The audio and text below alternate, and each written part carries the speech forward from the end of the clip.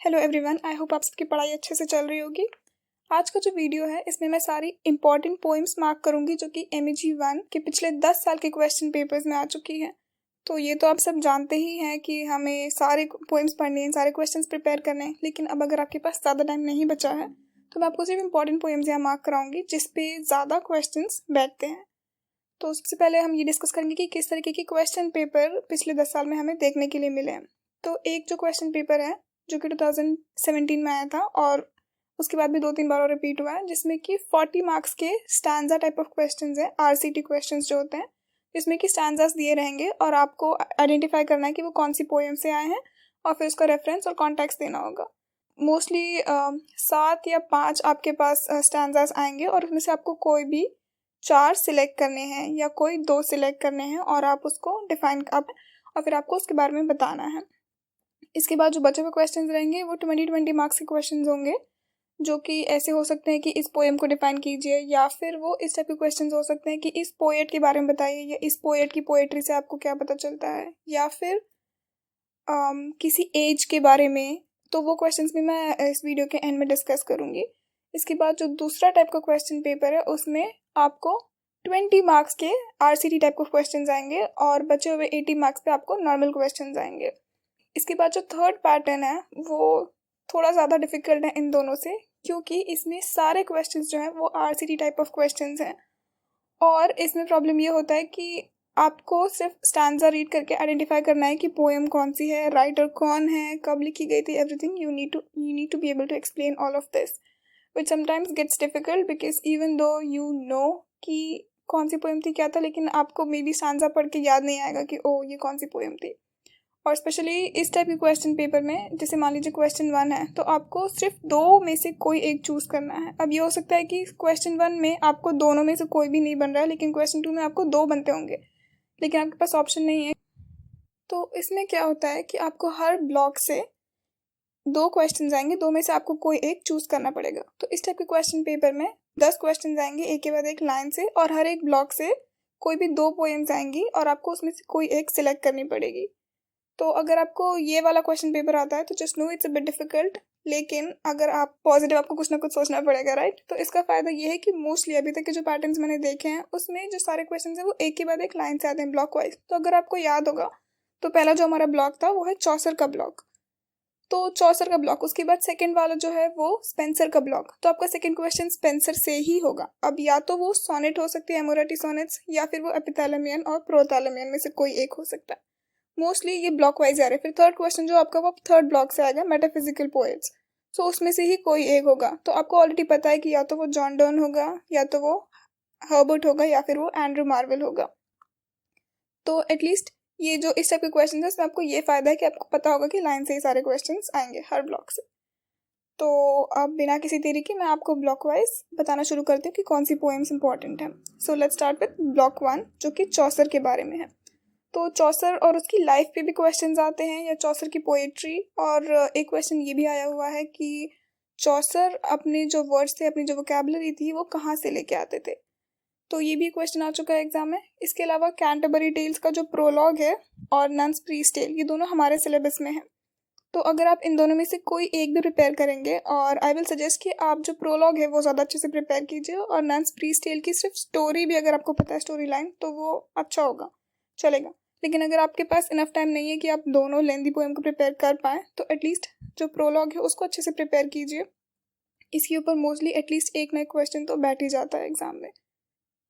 तो आप prologue to Canterbury tales को बिल्कुल मत छोड़िए। दूसरी चीज़ ये कि अगर आप चौसर की जो पोएम्स है, कोई भी कैंटरबरी टेल्स या नन्स प्रीस्ट टेल, अगर ये आपको क्वेश्चन पेपर में आती है तो इसको आइडेंटिफाई करना काफ़ी इजी है, क्योंकि ये जो था ये ओल्ड इंग्लिश में था।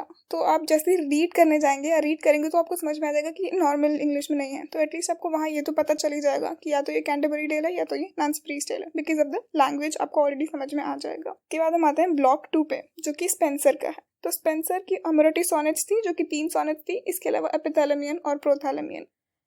तो अगर आपके पास टाइम नहीं है तो आप एपिथैलेमियन और प्रोथैलेमियन प्रिपेयर कीजिए। अगर सोनेट्स छोड़ भी देंगे तो चल जाएगा। तो एपिथैलेमियन प्रोथैलेमियन पे एटलीस्ट एक नया क्वेश्चन आएगा, और इनकी कंपैरिजन पे भी काफ़ी बार क्वेश्चन आ चुका है कि इन दोनों पोएम की सिमिलैरिटीज़ या डिफरेंसेस आप डिस्कस कीजिए। जो ब्लॉक 3 है वो मेटाफिजिकल पोएट्स के बारे में है। तो ऐसे क्वेश्चंस भी आते हैं कि मेटाफिजिकल पोएट्स के बारे में बताइए या उनकी पोएट्री डिफाइन कीजिए। इस टाइप के क्वेश्चंस भी आ चुके हैं पहले के एग्जाम में। और इसके अलावा जॉन डन और एंड्रू मार्वेल की लाइफ पे भी क्वेश्चंस आ चुके हैं कि इनकी पोएट्री से आप डिफाइन कीजिए कि ये किस टाइप के पोएट थे। या फिर एंड्रू मार्वेल जो थे वो एक मेटाफिजिकल पोएट भी थे और वो एक पॉलिटिकल पोएट भी थे। तो आप इन दोनों में से किसी एक पे अपना स्टैंड लीजिए। तो उसके लिए आपको इनकी पोएम्स के बारे में पता होना ज़रूरी है, तभी आप इन सारे क्वेश्चंस को डिस्कस कर पाएंगे। अब अगर इनकी पोएम्स की मैं बात करूँ कि आपको कौन सी प्रिपेयर करनी चाहिए, तो ये सारी ही पोएम्स जो है बहुत छोटी छोटी सी हैं और काफ़ी ईजी है मोस्ट ऑफ देम। तो अगर आप रीड करेंगे आपको ईजिली समझ में आ जाएगी। लेकिन फिर भी अगर आपको इसमें इंपॉर्टेंट पोएम्स चाहिए तो जॉन डॉन की जो पोएम है वो है अ वेलेडिक्शन फॉरबिडिंग मॉर्निंग, ये इंपॉर्टेंट है। और द गुड मॉरो इंपॉर्टेंट है।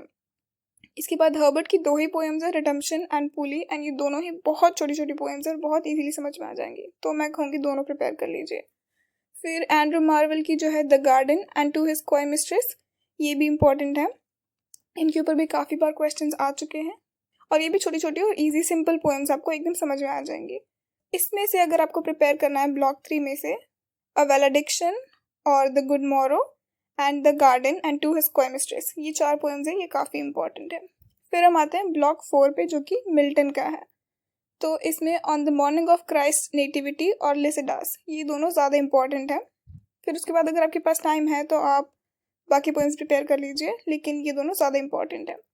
फिर ब्लॉक 5 जो है इसमें है हमारा ड्राइडन एंड पोप। तो एपिस्टल टू अर्बुथनॉट एंड मैकफ्लेक्नो, ये दोनों पोएम्स जो हैं ये दोनों इंपॉर्टेंट है, लेकिन ये दोनों most of the times option में आए हैं। तो अगर आपने दोनों में से कोई एक भी प्रिपेयर की तो भी चलेगा। तो अगर दोनों में से कोई एक प्रिपेयर करनी है तो I will suggest you take Epistle to Arbuthnot, because ये ज़्यादा बार आई है। इसके बाद जो ब्लॉक 6 है उसमें वर्ड्सवर्थ का प्रिलूड। सो प्रिलूड को बिल्कुल नहीं छोड़िए, क्योंकि most of the question paper में एटलीस्ट एक नए क्वेश्चन तो आया है द प्रिलूड को लेके। अब प्रिलूड के बाद अगर आपको टाइम मिले तो आप हाइपेरियन और ब्लेक की टाइगर भी प्रिपेयर कर लीजिए। इसके अलावा ब्लेक की जो लाइफ है इसके ऊपर भी क्वेश्चन आते हैं, इनकी लाइफ और पोएट्री पे, मेनली ये किस टाइप के पोएट थे और उनकी पोएट्री से आप एग्जाम्पल लेके बताइए यहाँ वहाँ वो सब। इसके बाद अगर आपके पास टाइम है तो कुबला खान प्रिपेयर कीजिए। अदरवाइज ये सब मोस्टली प्रिलूड के ऑप्शन में आते हैं। तो अगर आपने प्रिलूड प्रिपेयर कर लिया तो बाकी प्रिपेयर कीजिए, लेकिन अगर आपके पास टाइम नहीं है तो प्रिलूड ज़्यादा इंपॉर्टेंट है। That's what I am saying. फिर ब्लॉक 7 में जो है पीबी शैली की बहुत important poem the Trump of life, बिल्कुल नहीं छोड़िए, बिल्कुल प्रिपेयर कीजिए। इसके बाद टाइम मिले तो हाइपेरियन प्रिपेयर कर लीजिए। अब अगर हम ब्लॉक 8 पे आए तो पोरिफ्रियाज लवर बहुत इंपॉर्टेंट है।